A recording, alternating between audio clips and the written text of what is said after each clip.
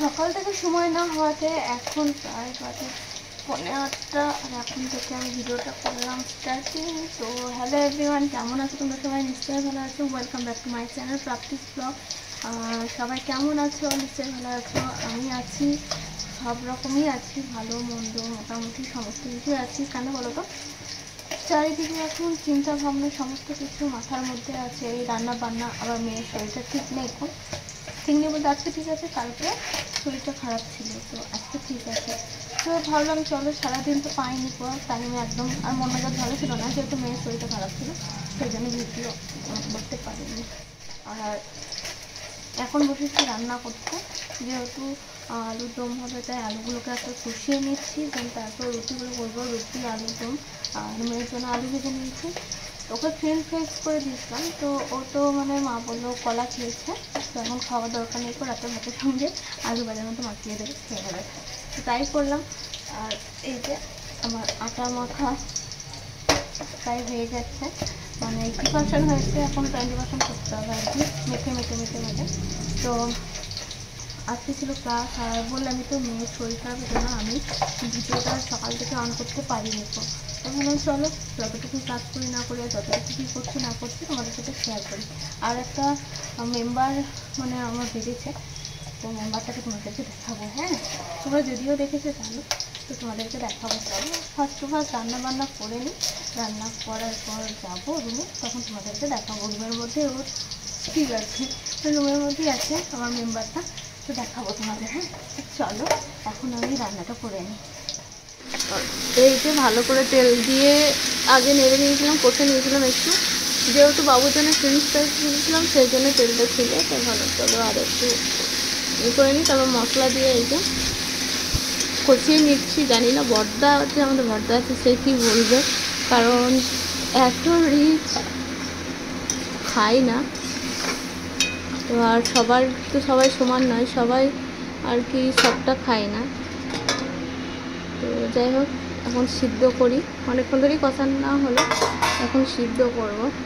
তো চলো, বরের জন্যে খাবার আলুর দম নিয়ে এসেছি। এখানে দইটা খেয়েছি রাখা আছে, আর এখানে ওর জন্য মিষ্টি রাখা আছে কালাকান, আর এখানে রুটি ভরা আছে, রুটি।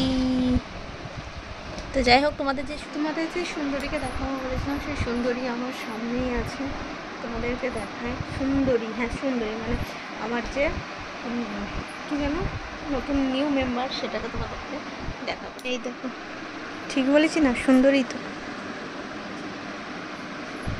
এই যে আমার সুন্দরী। চুলটা খুলে দাও, দেখি কেমন লাগছে সুন্দরীকে। এই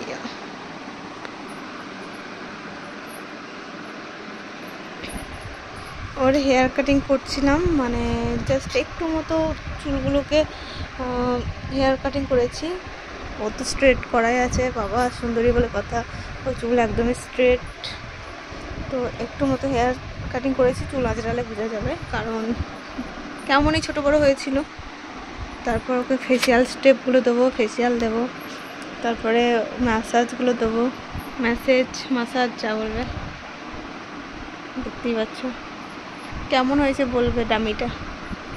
আর ওর নাম রেখেছি সুন্দরী, যেহেতু পার্লারে একটা আছে সুন্দরী, তো ওই জন্য আমিও ওর নাম রেখেছি সুন্দরী, আর মেয়েও ওকে সুন্দরী বলে ডাকে। যাবি বলে দে, কোথায় যাবি? কেক কিনতে?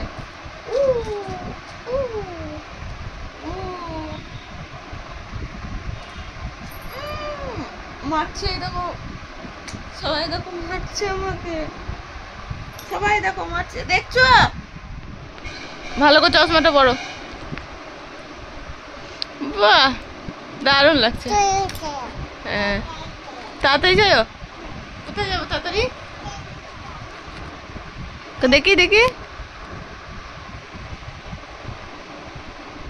তো তারপর দিন এই যে 10টার সময়তে, 10টা নয় 10টা পেরিয়ে গেছিলো, তো রেডি হয়ে যাচ্ছি মায়ের বাড়ি থেকে বিয়ে বাড়ি আছে যাব। এখানে দেখো চলে এসেছি মেয়েকে নিয়ে, রাতে আছে বিয়ে বাড়ি, তাই মেয়েকে নিয়ে আমি থেকে যাব, বর সন্ধ্যার সময়তে এসে নিয়ে আমরা যাব বিয়ে বাড়ি। আর আমি আজ রাত্রে থেকে যাব মায়ের বাড়িতে। বর হয়তো থাকবে না, কারণ ও তো থাকতে চাই না। আর এখানে দেখো ঠাকুমা বসে আছে, দেখতেই পাচ্ছ। আর বাবু তো খেলা করছে, ওকে স্নান দান করিয়ে দেওয়া হয়েছে, তারপর খেলা করছে। মা রান্না বান্না করছে। তারপর পিউ যে আছে মানে নতুন বউ, সে এখন মশলা করছে, দেখো কেমন। যদি ওকে কোনো কাজকর্ম করতে দেওয়া হয় না, ও নিজে থেকে করতে যায়। তো দেখো করছে, খুবই ভালো একজন। তো ওর সাথে গেছিলাম বাজার, মানে ওকে নিয়ে গেছিলাম বাজার, যেহেতু রাত্রে বিয়ে আছে তাই গিফট কিনতে গেছিলাম। এখানে মেয়ে, মাঝখানে বর, বলে যে আমি বাইকে আসছি, তোমরা চলো। আর সত্যি কথা বলতে আমার একটা বোনের খুব কমতি ছিল। তো যাই হোক, বোন হিসেবে মানে বোনই তো খুবই ভালো, যখনই বলি তখনই আমার সাথে কিন্তু সঙ্গ দেয়। আর এখানে আমরা চলে এসেছি।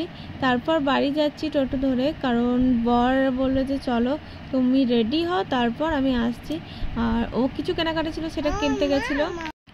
আর কি বলো তো, বৃষ্টি লাগিয়ে দিয়েছে, বৃষ্টির মধ্যে মেয়েকে নিয়ে যাওয়া। আর এখানে ভিজে গেছি আমি, মেয়ে, আমার বর, তিনজনেই ভিজে গেছি। মেয়ে অতটা না ভিজলেও আমি তো আর বর ভিজে গেছি, দেখতেই পাচ্ছ। আর এখানে দেখো এত কিছু ডেকোরেট করেছে, কিন্তু বৃষ্টির জন্য পুরো মার প্যাঁচ হয়ে গেছে, খুবই খারাপ লাগছে। তাই আমরা চললাম এখন। এখানে একটা মন্দির আছে ওদের বাড়িতে, যাদের বাড়ি বিয়ে ছিল, তো তাদের বাড়ির মন্দিরে একটু বসে থাকবো। দেন বৃষ্টিটা ছাড়বে, তখন খাওয়া দাওয়া করে বাড়ি চলে আসবো। চলো, খাওয়া দাওয়া তো ঠিকঠাকই হয়েছিল। এখানেই বাই, কারণ আর ভিডিও ক্লিপ নিতে পারিনি।